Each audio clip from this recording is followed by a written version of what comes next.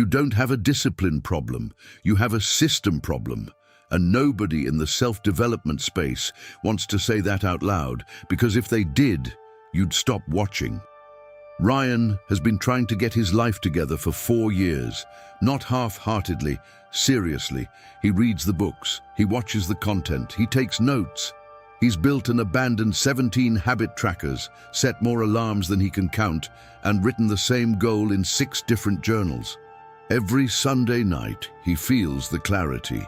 Every Wednesday night, the clarity is gone, and the old patterns are back. Ryan isn't weak. Ryan is stuck in a loop nobody diagnosed. Here's what that loop looks like from the inside.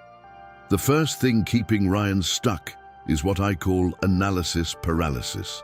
The mind uses the act of thinking, planning, researching, and preparing as a substitute for the act of doing.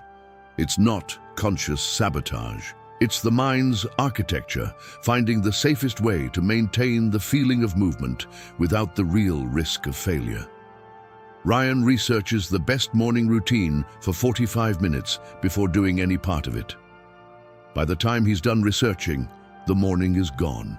The second pattern is waiting for the right moment. You know this voice. It doesn't say you're afraid. It uses the language of preparation. It says, "Not yet, a bit more study first. The conditions aren't right. When X happens, I'll begin."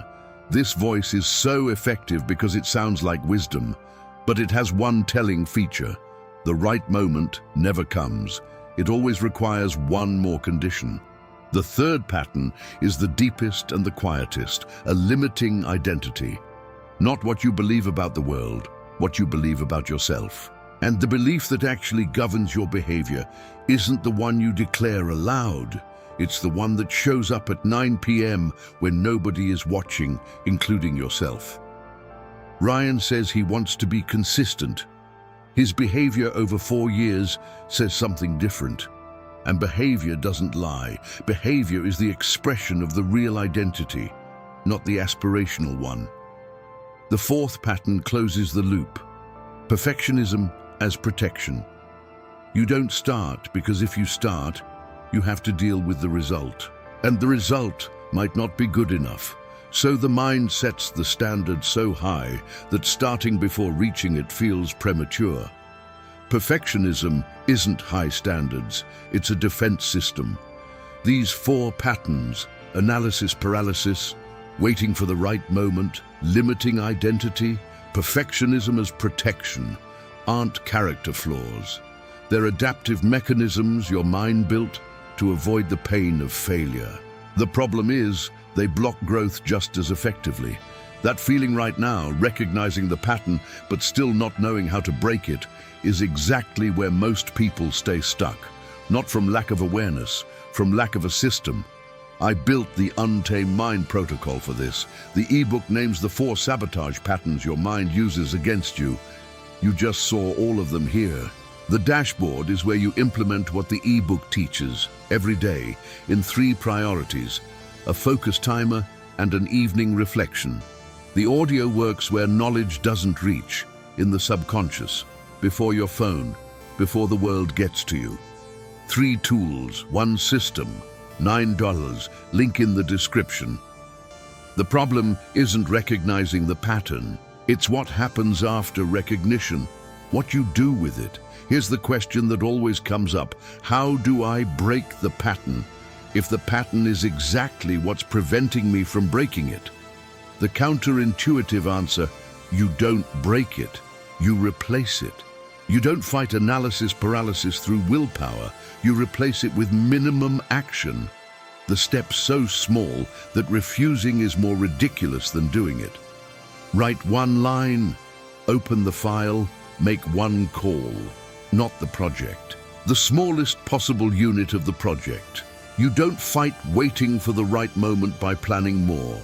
You act before you're ready, accepting that feeling ready is something action creates, not a prerequisite for it. You don't fight a limiting identity through affirmations. You replace it with evidence. Evidence only exists after action. That's why minimum action is the beginning of everything, not the result, the identity. I am the kind of person who executes, not as a wish. As a declaration you make true by taking the smallest possible step right now. Not tomorrow, now. Ryan didn't stop procrastinating because he got more motivated.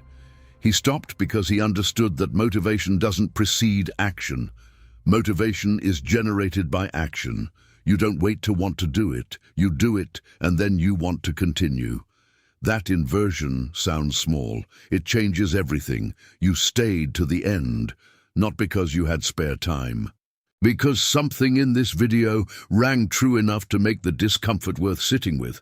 That's rare, and it's exactly the kind of person the Untamed Mind protocol was built for. Comment below, which pattern hit you hardest?